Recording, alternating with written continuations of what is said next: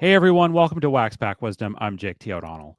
Today, I'm thrilled to have a special guest, somebody who I've known for a couple of years after I kind of re-entered the hobby, 2023 timeframe.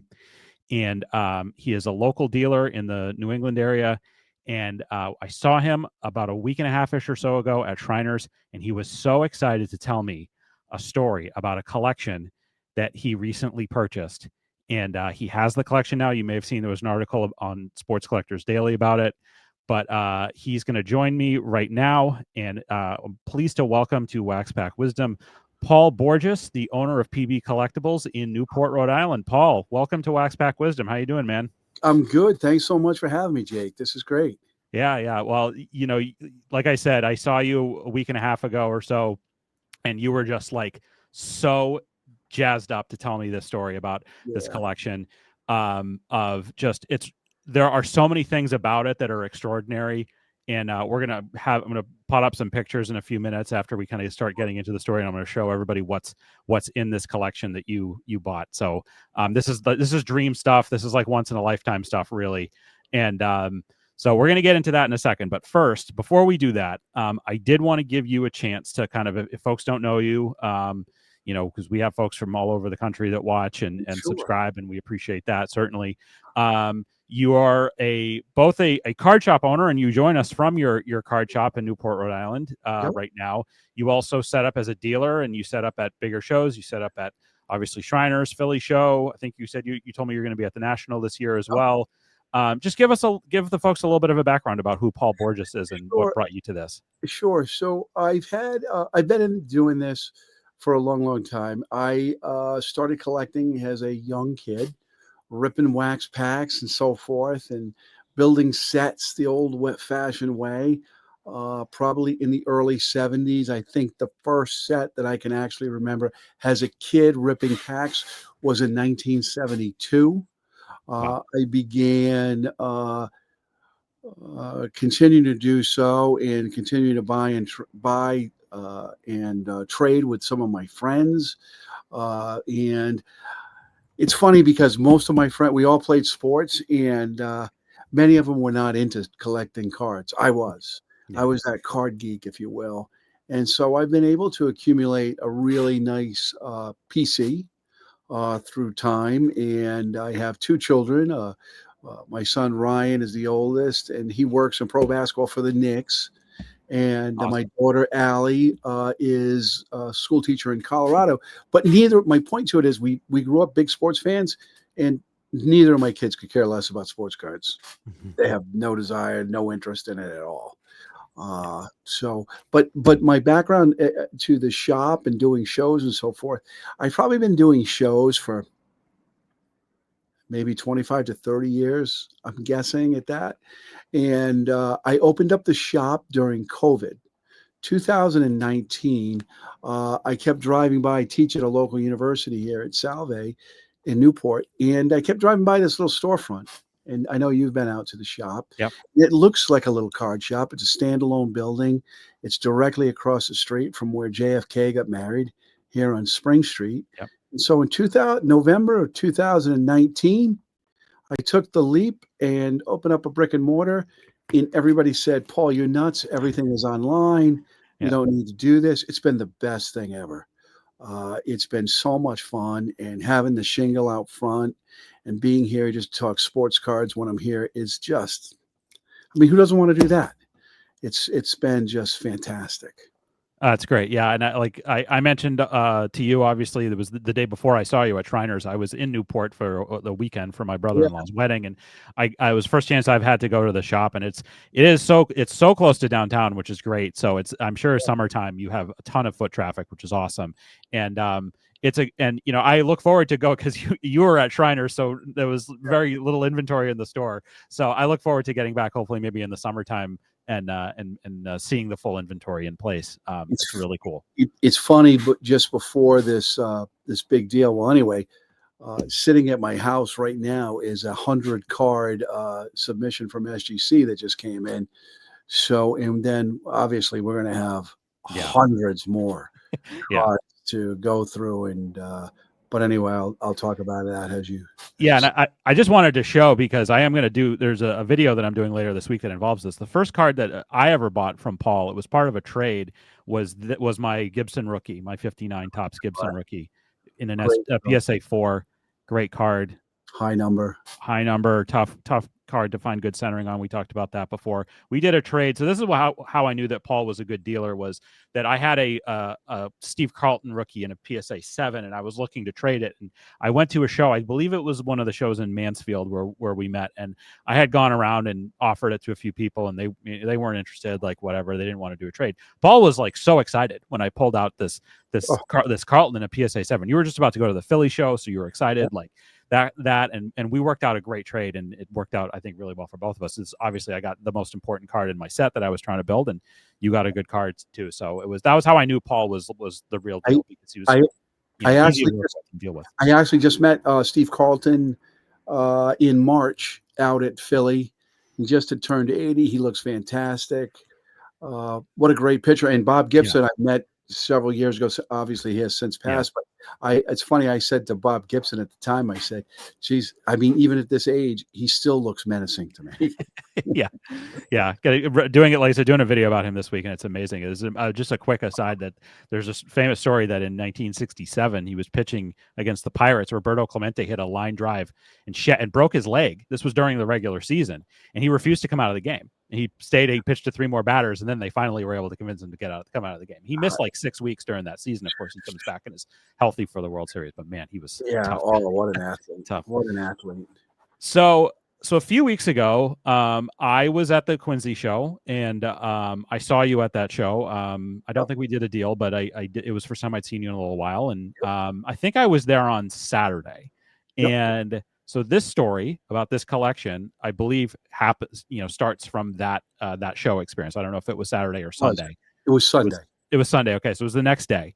So you're set up as a dealer at the show as always. You have your showcases. You got your guy there helping you, and tell us what happened. Yeah, I'll walk you through it. So I don't know if you recall, but I always set up outside of the main ballroom. Yeah, I like that spot. Yeah. I like to have the wall as my back. Nobody's right up against me. And I feel like the people going to walk the floor and walk around to the dealers first. They see who's there, and then they'll come back to you. And so it was Sunday morning, probably, I don't know, 10 o'clock-ish or so. And, I saw this man, probably in his 50s. And I saw him reading my signage. Signage is really important. And I could see from a distance him reading it and just kind of looking at it. And then I saw him looking at me. And then he came over and he said to me, hey, do you buy vintage cards? And I said, oh, sure. And I thought he had them with it. And he goes, well, I have boxes and boxes of cards from the 50s. And, you can kind of get the gist, it's the 80-20 rule. Usually it's 80% is junk, 20% is good. But, I just got the sense that something was going on here. So I said, oh, absolutely. And I said, I'd make house calls and so forth or meetups. And so he said, oh, that's great. And he seemed really nice, kind of gentle guy. And he said, well, and he had a backpack with him. He goes, well, I have a binder here with me. And I could show you, this will give you an idea of some of the things that I have in these boxes. I said, oh, great. And it just so happens that the guy next to me wasn't there Sunday morning. He had sold out his inventory, whatever. He wasn't there. So the table was empty. So he put the book down and I started to flip. And instantly I saw on one page, 8 Sandy Koufax rookies. 8. And then I noticed that in the book, he had multiples of cards under each card, which is a big no-no. No, don't do that. It was crazy that not only see 8, well, there were more because they were underneath each sleeve or each page, if you will. There were even more cards. And then I flipped. There were, I don't even know how many Hank Aaron, 55, second-year Aaron. Then I saw 4 Clementes. I think, and then Killebrew, there were just pages of Killebrew rookies. Yeah.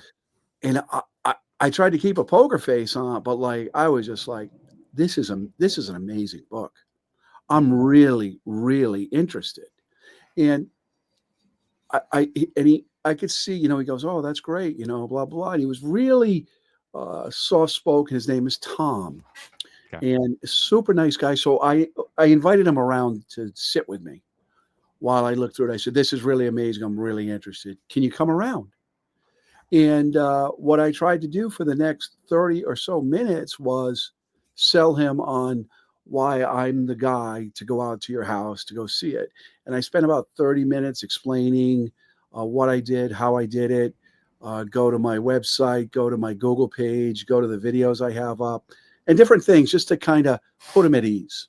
Sure. And we had a nice discussion for about 30 minutes, but hey, there's, I don't know, 180 other dealers there. He could have very easily said, "Hey, what do you think? What do you think?" And I knew I wasn't going to buy it right then. Like, I knew it wasn't going to be a deal that was going to happen right there to buy that book. It just wasn't going to happen. And nobody could go out and price, 20, I didn't count at the time, but I knew there were a good 15 Koufaxes there. Mm-hmm. There were probably a dozen Aaron, all this stuff. Yeah. You'd have to really take time to put a number, unless he said, "Hey, I have this number," and you tried to put it together. But so anyway, I gave him my card, my info, and all of that, and he gave me his info. And I said, I'll circle back with you, and I'll make a house call. And his home was in Cambridge, Mass, right down the street from where Patrick Ewing played basketball at Cambridge Latin. Yep.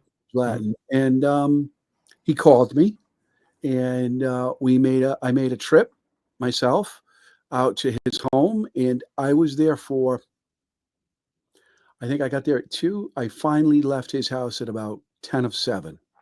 Wow.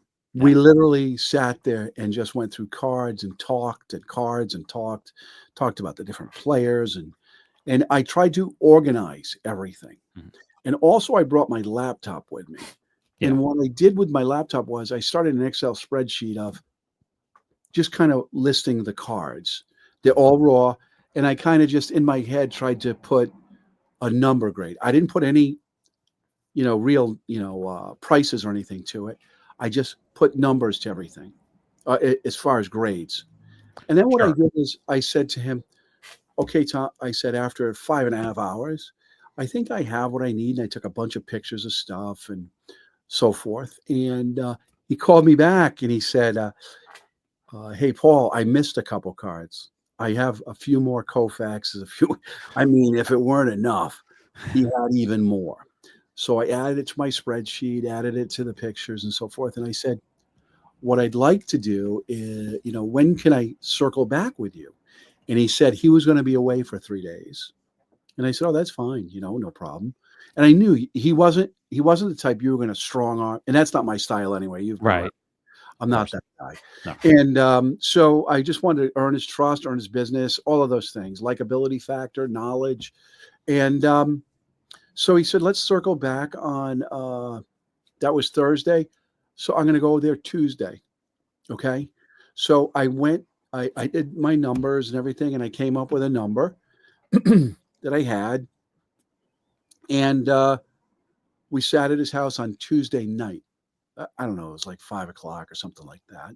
And I had a bunch of cashier's checks on me for all various amounts because I didn't want to bring a bunch of it just doesn't work. Right. Yeah. It was a pretty significant number. I'm not going to get into the whole. Yeah. I would ask him anyway. So I said, "Let's just beat to the chase. Here's my number." Bloop. And I gave him the number, and he said, "That's a very generous offer." And I said, "Oh, great." I said, I'm thinking, am I going to walk out with, what's going on? And he said right out to me, he goes, "Paul, I'm going to be honest with you. I'm not prepared to sell this tonight." And I said, "Okay. When are you prepared to do that?" He goes, "Well," and I could tell he was a little bit nervous. They were his dad's cards. Okay. Yeah. I wasn't sure. That's something I wasn't aware of. I was going to ask you about it. They were his dad's cards, his dad's cards and his uncle's, and they traded with a bunch of people. Therefore, that's why he had so many cards of these stars and stuff. They were like favorite players, and they just kept collecting and hoarding them, if you will. Yeah. Right. So anyway, make a long story short, I knew that I was going to be going to Shriners. And I believe in the story from Sports Collectors Daily, they said that he came to Shriners. He did not come to Shriners. That's like bringing him back into the Shark Tank. I wouldn't have him come to There No, was. gosh, no. So I didn't want that. So I said, "Hey, Tom," he goes, "Well, is your offer, how long is your offer good for?" And I said, "My offer is good for a little while. I'm not going to say, hey, this offer is only good for, 24 hours." Because I could tell he wasn't that type of guy that you wanted to strong arm or anything. And that, Sure. again, it's not my style. I said, "You take your time. I know this is important to you and so forth. And I'm fine with that. Just promise me that you'll get back to me. And your word is good with me." And so Saturday, I was at Shriners and he calls me. I saw his name pop up and he said, "Hey, Paul, it's Tom." And he said, "I just wanted to let you know on the collection that I've gotten a higher bid." And I said, I kind of expected that to happen a little bit. Yeah. And I wanted to say this to you, Jake, that I actually gave him my numbers. Like I showed him exactly how I Yeah. came up Right. with it. Yeah. And I gave that to him. Mhm. Here's what happens is whoever the bid was or whatever it was only $2,000 over my bid, which tells me something. You used my work of or however many hours I put into this, Yeah. gave it to somebody, and they go, I'll give you 2,000 more than that. and that's what I think happened. Yeah. I don't know that, but I'm not, naive to think with all these cards, you're within $2,000, So anyway, to make a long story short, I kind of expressed that I did the work. I want this, blah, blah, blah. And I kind of expected that when I offered that you might have countered with something, Yeah. but you didn't. So I'll take this as a counter. And I said, "But I want this collection at, within reason." Yeah. And so what happened was he kind of went back and forth, and I felt for a minute that he was kind of going in a different direction. And I said, "Tom," I said, "I put the work in. I've done this. I sat with you and all of these things." I said, "All I'm going to ask you is this. Just give me the right, okay, to have the last right of refusal. That's all I ask." Yeah. And he's like, "Yeah." So anyway, calls me back. I made a counter offer, which was more than that. And he called me back and he said, "Hey, Paul, if I can have one of the 56 Ted Williams cards, Yeah. we have a deal." And I said, "You can have one of the 56 Ted Williams cards." And he said, "The collection is yours." And then we set up a time. He was away again. I was away. Yeah. And I picked it up last Tuesday. A week ago today, We go actually. today. Yeah. Yeah. That's A when I week ago called you. today. Yep. Yeah. I picked it up and just ecstatic to have. Yeah. I can't believe the volume of things. I've had lots of really great collections. I bought a collection of every set from 53 to 90 from a guy in That's Georgia. amazing. Yeah. I've I've been in on some really cool deals. I mean, I'm not the biggest by any stretch or the guy that knows the most, but Yeah. I've had my share of some good luck, Yeah. and picking up some good things. I bought another collection from somebody that had 551 mantles, 11 Ernie Banks, but this just the gravity of Yeah. 20 Sandy Koufax rookies, Yeah. 21 Harmon Killebrews, Yeah. So 20 Aaron's. But anyway, yeah, I'm sorry. yeah, I want to show everybody what we're talking about here. I've been champing at the bit to show it. I just wanted to, yeah, and just to say, like, I think just as just to set the scene a little bit here on the collection, the stuff is not in and of itself is not rare. This isn't like finding No, a trove of caramel cards from 1910 or anything. absolutely not. But the thing that is so wild is like you said, the volume of individual like you just do not see collections like this where there's such a volume of all of these incredible individual cards. So I'm going to pop this up here and we're going to go through some of these slides. So this was I reversed this. You had sent this to me. I reversed it, but this is I don't actually think this is all of the Sandy Koufax rookies. This is There's just like 8 a dozen missing. of them, or Yeah. I think, or so. But you're saying that there's probably another 6 or 8 more of these. Yeah, I'm not. I'm kind. There's 20 Sandy Koufaxes, Yeah. and let me say this to you: are they not all of them are perfect by any stretch, but there's still Sandy Koufaxes, which demand good money even in ones or twos and threes. There are about I want to say about 6 or so that I believe will be 5, 6, 7 or better. That's amazing. Uh, Yeah, that was the other thing I was going to say is the volume of each card, and overall, based on these pictures and what you've shown me, the yeah, condition is really excellent on these two. yeah, These are not cards that were flipped in the schoolyard. I don't think like these or on the spokes of people's bikes, like my dad's cards in the 50s. Shout out to my dad. yeah. But like this is that's what's amazing about this is the volume and the condition, and we'll go through more of it in a minute. But I mean, I'll tell you, like I bought it last. It was just about a year ago, actually. I bought a Koufax rookie in a SGC2, and I think I paid $550 for it. So that gives you I thought I got a pretty good deal on it too. So that gives you an idea of kind of what we're talking about here. And this is just one thing that we're going to look at. We're going to look at a bunch more, but like, yeah, seeing this stuff, all these like Koufax rookies is just crazy. Like I said, there are 20 of them. Yeah.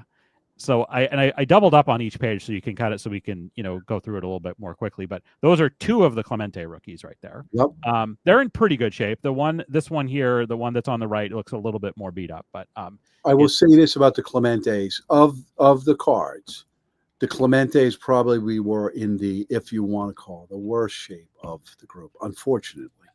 But I would say that the Clementes that I have are 1 to 3 in scope as grade wise. Yeah. So the Harmon Killebrews, there's 21 of them.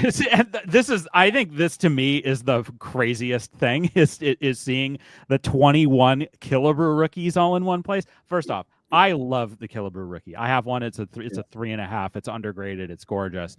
And I just I saw this and I was like, wow, because I think Killebrew is one of the most underrated guys in the hobby. He was such a great hitter. And I will tell you, I'm sorry not to interrupt, but I met Harmon Killebrew a number of times way back in the day. Probably one of, by far, the top 5 people I've ever met in the biz for a ball player. What a wonderful, wonderful guy he was.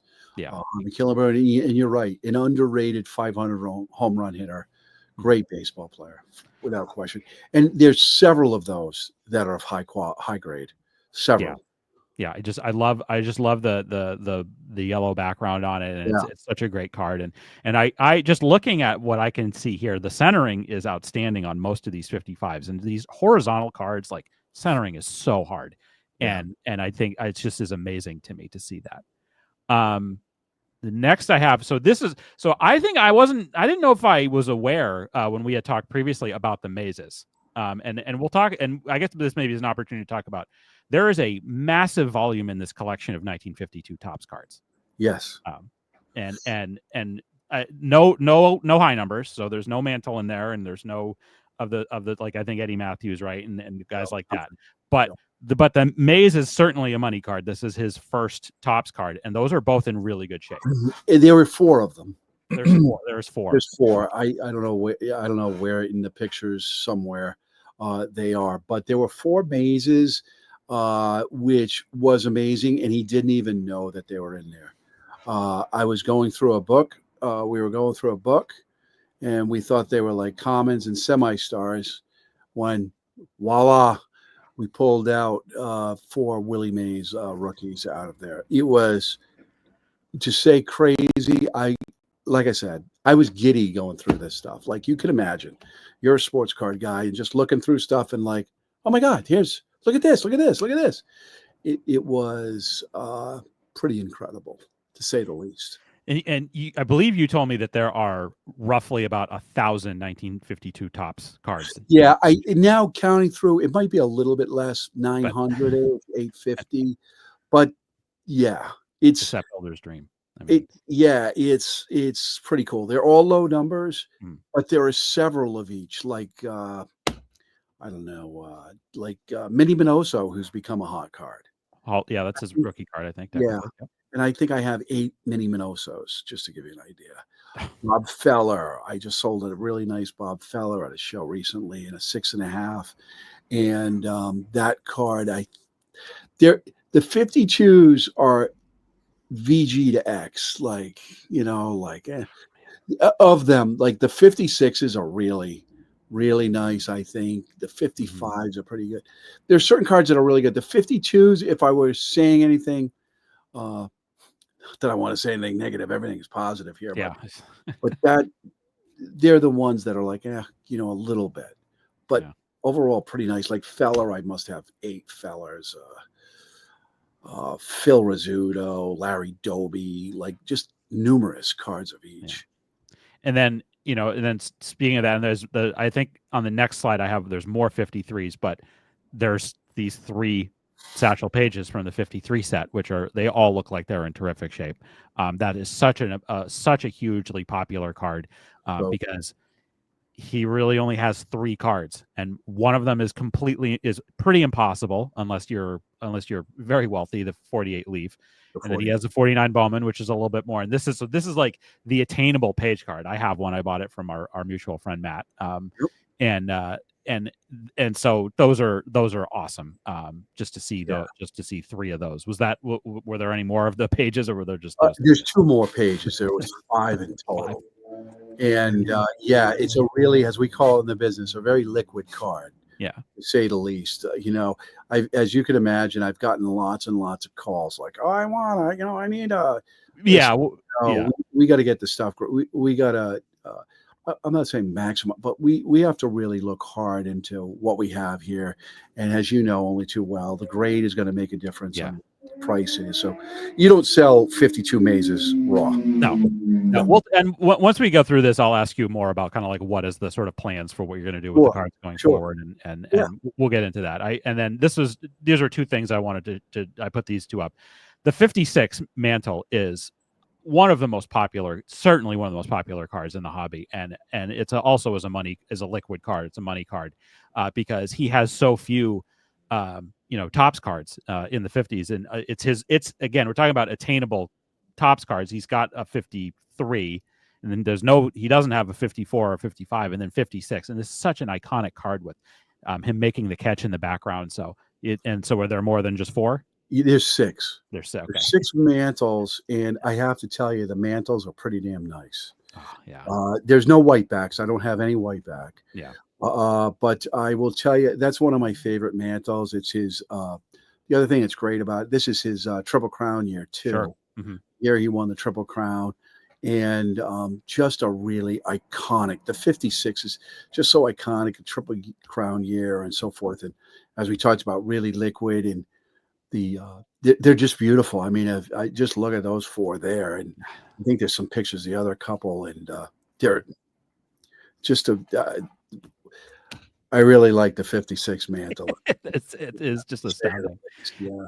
And then a couple more 53s here, in addition to those Pages that we looked at before. The Yogi, popular card, and then the Jackie, again, another hugely popular card of this. And I always love that one because it's sort of supposed to be the Brooklyn Bridge, I believe, in the background behind him. And again, similarly, tough earlier cards because his cards are very expensive before this. 53 it's a bit more attainable. But it's such an iconic classic card, the number 1 card in the set. So it's always hard to get that card in good condition. And, totally. Card number 1, really, really hard to get in good condition for sure. Yeah. It's a beautiful one. And then, so I felt like maybe the next one is going to have, okay, so then this is also what I would call kind of the big sort of money cards too. The second year Aaron's, just counting quickly. I'm not sure if you know offhand how many of these there are. There's 21. I don't know that there's 21 in this picture because there could be some other pictures that I put cards separately. Yeah. Out, kind of that were a little bit better, if you will. Like I said, I need to really sit down and put what I think, but let's be honest, you're going to grade every 55 Aaron. You're going to, there's certain cards you're going to grade them because even in ones they command money, and you just do. Yeah. And then 56 Jackies. Yeah. 56 Jackies. I think there were like 8 of them or so. Yeah. Guessing at that, and his last card, which is Jackie's. anytime anybody comes to my table or whatever, one of the first guys they ask for, any Jackies, any Jackies, any Jackies. And when you have Jackies, they just fly off the table. You know, they just move, you know. Yeah, absolutely. Of course, just one of the such an iconic guy. On the errands, I know that like my friend Greg, who runs the Midlife Cards account, Yeah. he did a video recently where he had a few other guys all picking their favorite cards from the 55 set, and I think at least one, maybe two people said that they thought that the Aaron was the best card in the 55 set, and it's hard to disagree. And again, It's hard. you know, if you can't afford his rookie, the 54, the 55 is a great option. It's the same, portrait picture. And I was, so you know, somebody said, "Hey, you got any 54s?" It's just crazy. It went from 52. It went to about, I don't know, I want to say I've got about 300 cards from 53. Yeah. No 54s. Nothing from 54. Maybe 2 or 3 cards, all beaters. And then we went into 55. And like I said, I think I mentioned to you, like the commons and all the cards, I probably, without going through them yet, I probably have 3 of each minimum for each card. Amazing. And just crazy, but no 54s. But I will say about Aaron that I do think that you can get some, reasonably priced Hank Aaron rookies and 1s and 2s and stuff. Sure. Really sharp. Yeah.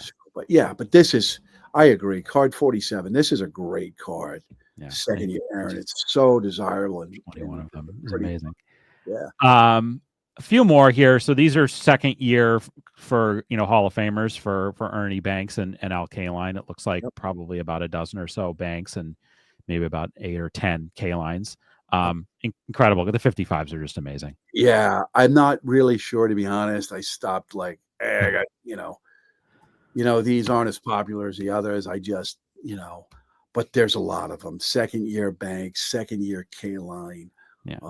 I'm sure there's even more than's pictured here. You're just kind of throwing things together and some extra card, some nicer ones here or there. So yeah, it's unbelievable. And then a few more. These are, I'm talking about second year. So it's 3 second year Koufaxes, and I count 7 second year Clementes there. I have 11 Clementes. So 56 Clementes. Okay. Clementes, 11 of them. And that's an amazing card too. That's an amazing card. And it's funny too, I buy this collection, and just the other day somebody walked in with a 56 Clemente, and normally I'd be like, "Oh, this is so great. Oh, well, we'll add it to the group. Now we have 12." Yeah. So it's a great card to have, Absolutely. I think I just have a couple more here. Then these are third year Bankses, where it looks like there's probably about 20 or so of those. There's a lot. Amazing. Couple of 56 Mazes. We haven't, not a lot of Maze. Does he have a 55 Topps or no? Yes. Yeah, I have. Okay. I think I have 6 55 Topps. I don't know if maybe you didn't get the picture of them. Yeah, I did that. I don't think that was in this. So, there are 55 Topps Mazes, and then these ones also. Yep. And then I think the last one, because you had sent me some others that I thought that maybe they were the same card, so I didn't put them up. But then there are some 56 Aarons, which again, another great card. Yeah.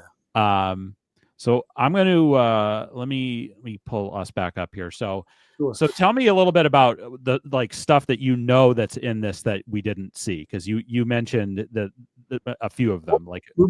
There's some 52 Topps, stars, semi-stars. There's no mantle or no high numbers. There's no Jackie. There's no Eddie. So we have at least 2 or 3 of a lot of the low number stuff. Yeah. And then in 53, you saw, the Pages, which is the biggie. I did not have a mantle in there. No mantle in 53, which is disappointing. I mean, hey, how can I be disappointed? I mean, there's no mantle. Yeah. And I would have liked to have had mantle, obviously. Only in the 56s. Yeah.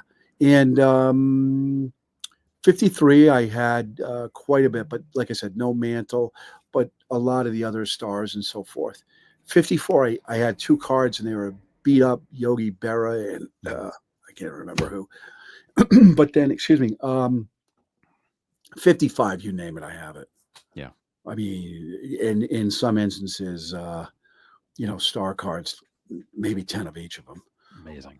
Just when Jake, I can't say enough. Like I've been in front of some pretty cool collections in my day, in 45 years of playing around with it, but never to the gravity of how many. And it's just what you said earlier, is that it's not like they're rare or Yeah. anything, but I always say this, and I really, really believe this. Stuff is out there. Yes. And that's what is really so thrilling about it, to hear, because now, my, the story, which it was great to have the story and so forth. There were a couple things that, I didn't have him come back to Shriners. That's not how we closed the deal. But anyway, but my email for my website and stuff is blown up with people messaging me, or, emailing me, messaging me, calling, one, wanting to buy the cards raw, or two, now I'm getting lots of calls with stuff that's for sale, that potentially could be for sale, which is phenomenal. Yeah. And that's what it's all about. It's about the buy, not really the sell, because I'm a big believer that you can sell anywhere. And lots of times I like to do shows just to get my name out there. And hey, let's face it, if you're selling a lot of slabs and a lot of business, you're going to need inventory to keep coming back, and to replenish. And so this will keep me replenished for a little bit. Yeah. And were there other, I thought maybe you had mentioned to me that were there other like later sets and cards? Yeah, he had, as a matter of fact, I had some later sets that he had. I've got a 75 to 80 run of baseball, and he had some other cards that were like, I've got a couple of Reggie Jackson raw rookies. I don't have Nolan Ryan in this, but Reggie Jackson, there was a few rookies of him. The high number Nolan Ryan, there was a few of those. I mean, and to be honest, anytime that would be great to have, and you buy in this collection. Yeah. They're like throw-ins. Like, right. Yeah. I got 712, 1970 Nolan Ryan high number, which is such a great, one of my favorites. And a 71, I got, a few that look really sharp. Hank Aaron, Willie Mays, Nolan Ryan, that look just beautiful. No real chipping on it, but it's such a hard card to grade, the 71s. So I got that, and a run of sets. He also had some, stuff from the 80s, which I didn't really care about that. But like stuff like that. But the majority was a lot of what you saw. And like I said, it's just to be able to be part of something like this is, I'm just so blessed and so lucky. I think, I say this all the time when I teach a sales class. Sometimes it's better to be lucky than good. But you know what? And my dad always used to tell me is that if you treat people the way you'd like to be treated, and and I think at the end of the day, when I left Tom's house. We were out on the street, and I was loading up the car, and he almost got kind of teary. He said, "Thank you so much," and it really meant a lot to me. Believe it or not, more than just the cards, but just to know that, he said, the way you handled yourself, the way you were very transparent, the way you broke things down for me.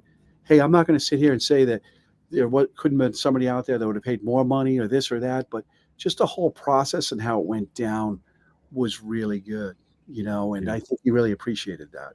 That's awesome to hear. And I'm thrilled for you for a lot of different reasons. Obviously, like I love dealing with you, and it's great to see. And I this is not a fun thing to bring up, but obviously something that people know about you is that unfortunately you were the victim of a pretty major theft last year at the Philly show.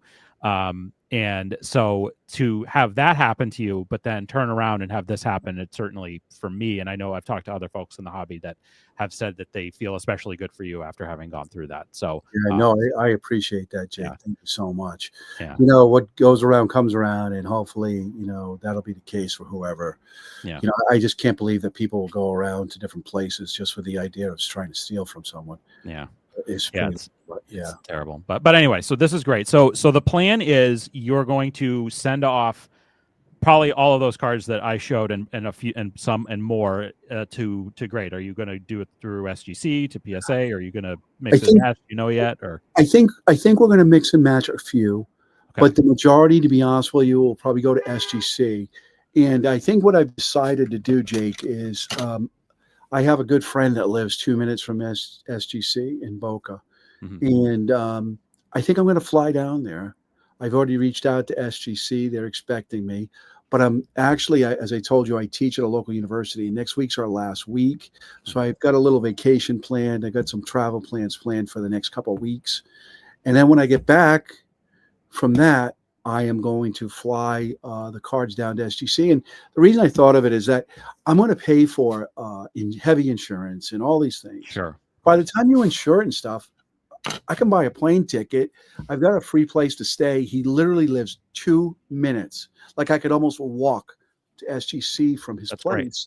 So we're going to spend a few days. I'm going to spend a few days in the East Coast. I'm actually going to the West Coast for a week right after school. So to answer your question, it's the majority of it will probably go to SGC.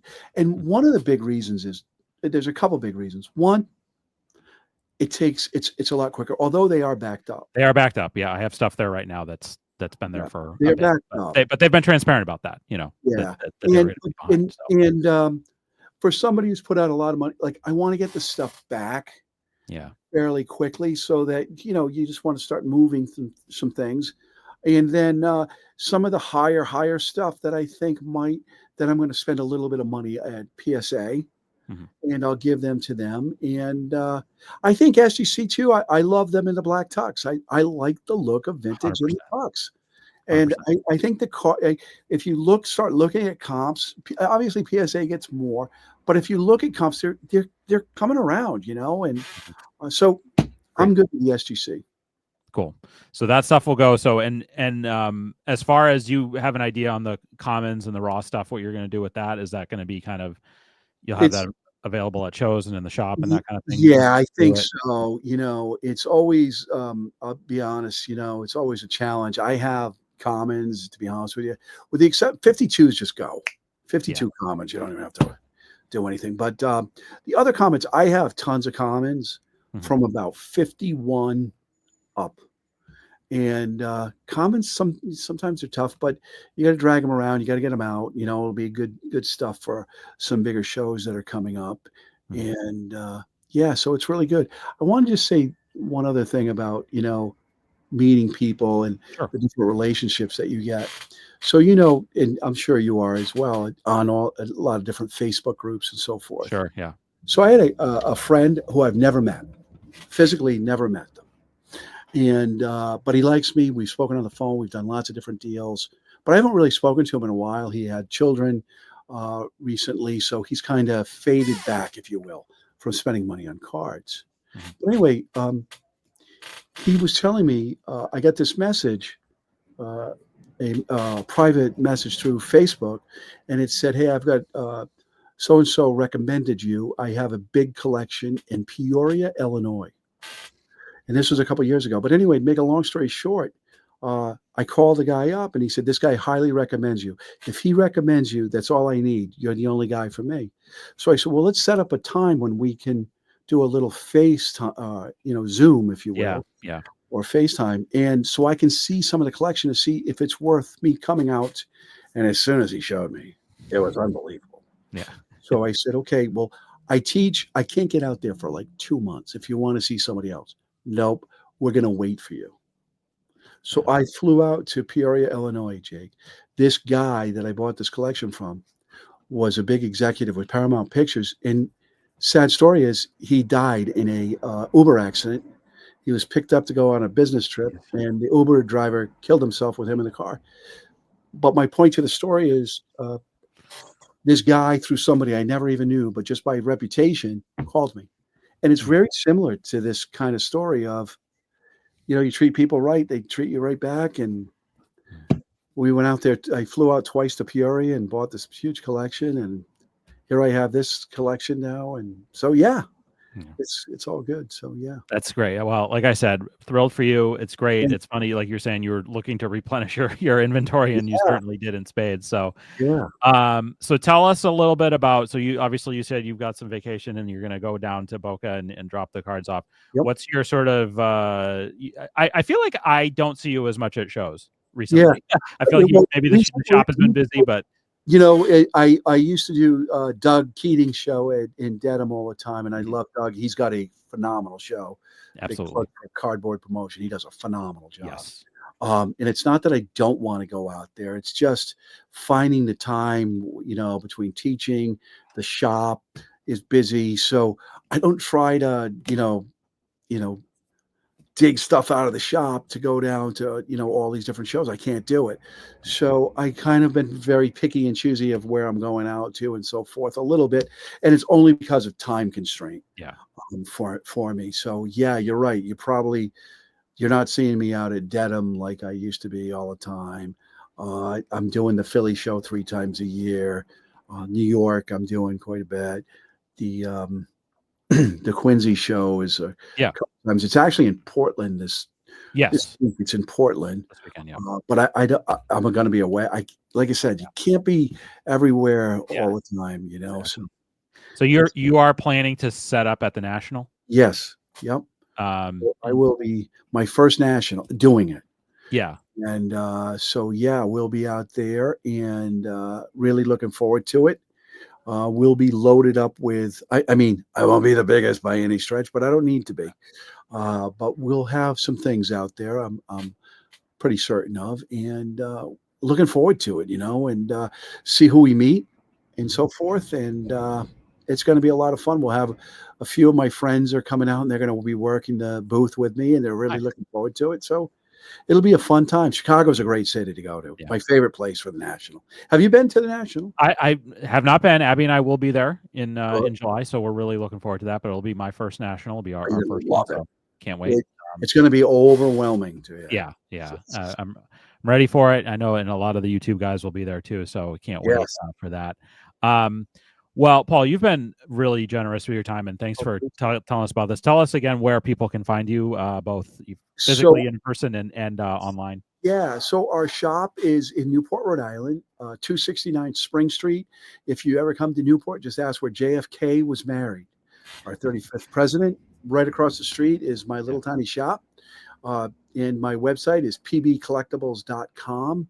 And I'm on Facebook at PB Collectibles, Instagram at PB Collectibles, and pretty easy to approach. Google PB Collectibles.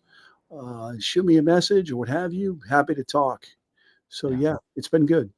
Great. Well, again, congratulations, and I like I said, it absolutely. If you see Paul, if you see his sign up at a show, or if you see him at the National, make sure you go and see him. He has great vintage inventory, like from all throughout the years of pre-war stuff, all the way to present, football, basketball, baseball, all kinds, and so definitely check Paul out. And like he said, like I'll say, Paul is great to talk to. He's great to deal with, very fair, and like I said, I couldn't be happier to have him have stumble upon this find. So thank you so much for so glad you come on, Paul. Thanks for doing this. So thank you everybody for watching Wax Back Wisdom. We really appreciate it. Please subscribe to our channel if you haven't already. Check out where to follow us on social media channels. Check out our ComC store because we sell too a little bit. There's a deal that's running this week on our ComC store, so check that out. Check out our list of favorite nonprofits and charities. We'd really appreciate it if you could support one of those as well. So thank you very much for watching. Thank you again, Paul, for coming on. Really appreciate it. And we will see you next time.